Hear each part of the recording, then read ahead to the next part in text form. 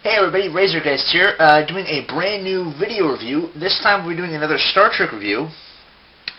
And I'll be doing a ship I don't think a lot of people were kind of expecting. And I will be doing the Asylum. This is the Asylum Enterprise NX-01. Lo and behold, here it is. Here's the NX-01. First Star Trek toy, well not first, the Star Trek ship that Asylum had ever done.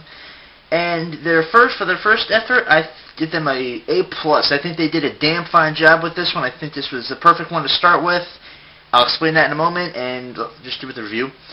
And here we have the NX-01, the very first vessel, not very first space vessel, the very first interstellar starship to be called Enterprise. Launched in 2151 under the command of Captain Jonathan Archer. This is actually probably the most controversial main starship in all of Star Trek history. You might notice from the top it has this very unusual, I like it myself, catamaran-style design.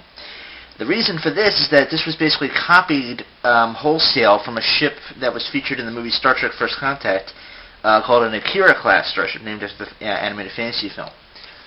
Quick little factoid, the Akira-class starship was designed by ILM designer Alex Jaeger, I think. It's spelled like the German hunter. And Alex later went on to work on the Transformers movie. He was the lead designer for Starscream. So just a fun little factoid for you there. And it became sort of the Boba Fett of Star Trek, if you will. It kind of became a fan favorite, featured in a lot of fanfics, that kind of stuff. And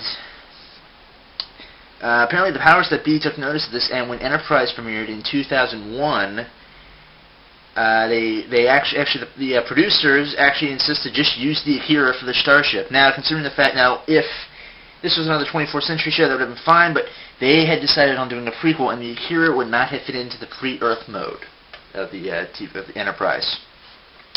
Luckily, veteran Star Trek designer Doug Drexler, whose blog I will link in the sidebar, I'll put a bunch of blogs on this one, links in the sidebar on this one, decided that wouldn't work, that's not appropriate, so he and production designer Herman Zimmerman decided that, okay, we'll use the Akira as a template, but we're going to spiffy it up. So the producers were like, okay. And to his credit, I think Doug did a good job. He was you can kind of tell he was forced to use the Akira as the design idea, and unfortunately, there's too many parts of the Akira that kind of show up on the NX-01. I'm not going to get into that. There's an article, I'll post that into the sidebar too, at SCN, not SCN, Astra Science, a really great website that sort of displays why this is not a really good precursor to the original Enterprise, the Captain Kirk ship. And I'm not going to get into that right now. That's not the point of this review. But Doug, I think, did a damn good job making this, considering the fact that he was stuck using the Akira's basic design, he made it really look good and looked well for a 22nd century starship. And it really, I really like it. It really does look nice. It kind of,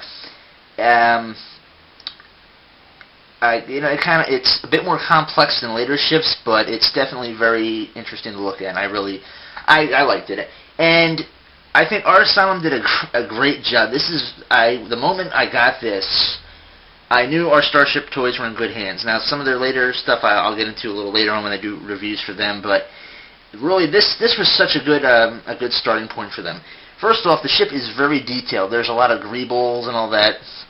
There's a lot of way more detail on this than, say, on the original Enterprise. Way more detail. You can see the viewports here. You can see there's actually the docking port right there. The detail on this is amazing, and it's actually far more, like I said before, it's far more complex than the original Enterprise. Just make sure I get everything in here. Perfect.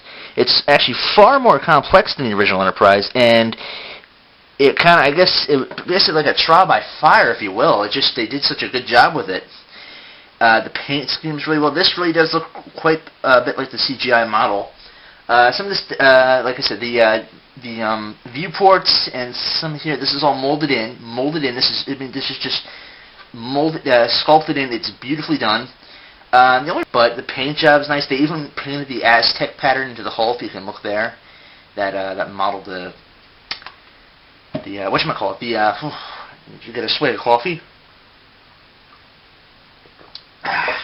loves me some coffee. I run on coffee.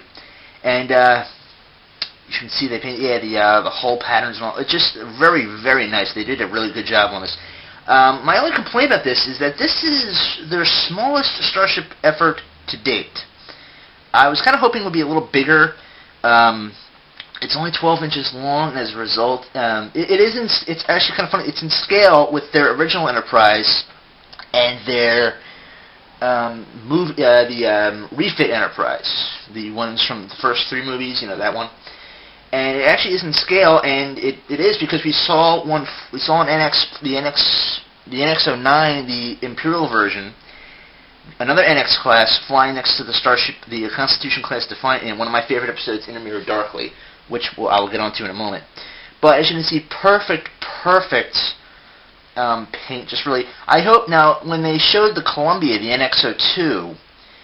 It looked a little bit more silvery, and I'm kind of hoping maybe we'll get a repaint. DST has done a repaint of this, and as a matter of fact, I'm doing this video partially for a gentleman by the name of Finchy000. He was planning on buying one of these, and here, let me just show you what he was going to buy. And I'm not doing this to beat him to the punch, but just to kind of show him how cool this is. Here is the I.S.S. Enterprise. This is the Imperial version, from the Mirror Universe, the Terran Empire version of the NX-01. Although NX-01 isn't painted on here. But the big difference between this and the other version is that this has these great racing stripes, and you have the Terran. If you look real closely, I'm hoping it'll show up. That's the Terran Empire symbol. It looks great. I mean, the paint. It looks great with the war paint, and they released this later. I forget when this was. I'm going to say 2000. It was released at the same time as the Enterprise E that Asylum did, which some of the review will be doing.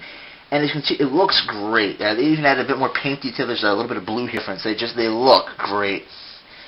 Big difference. And my only complaint with the NX-01, besides I mentioned before its size, is that the deflector dish up here is a very soft plastic. Now I know that in hindsight, I can see why that wouldn't work. Why they couldn't have made that a harder plastic. It wouldn't have. It's still. This is probably as hard as they could get, and it's still brittle. This thing, I'm always worried that when I push this thing into like a cabinet or something, I'm just worried this is going to pop off. This little deflector dish thing right here, and it's just. I'm always worried about that. They made it bigger on the Imperial version, as you can see. I think mine's actually on upside down, and it really sticks out badly. I wasn't too thrilled with that, but that's you're kind of stuck with that with the design thing. On the I.S.S. Enterprise, as you can see, it's only painted up here. That was because on the show it was only painted up here, so they could use the bottom part for any. They could just use stock footage for the bottom parts. Only the top part was painted. Oh, let me just show you the bottom right here. This is the battery pack right here. This is the screw. You probably want. I don't have the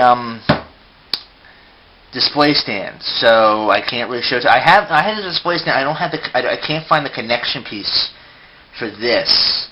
To hook it into the ball joint. There's like a little ball joint. I'll show you. This is the display stand, really sturdy display stand. But unfortunately, like I said, I don't have the connection point. It's on a ball joint, and it can actually just kind of roll. You can actually put it into any pose you want, which is really great. The display stand was cool, and it just kind of pops. This is wet because I just washed it, so. I was hoping to find the connection point, but it has the little Enterprise symbol.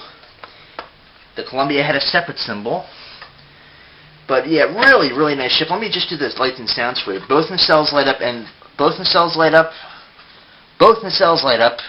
The deflector dish lights up, and the impulse engine just light up. Now I don't remember what the sounds are, so you have to bear with me. But it's not that. Unfortunately, in the light, it doesn't look all that well. Torpedo sound, and that's the basic gist of the lights. Yeah, unfortunately with the bright light it doesn't look all that impressive, but really nice. So to Mr. Finchy, if you can find yourself one, get one of these. They're really nice. It really looks good. Looks well compared next to the their Constitution class ship that they released, and just pretty cool. Really well detailed. Really nice toy. Yeah, just really cool all around. So yeah, that's it. Bye.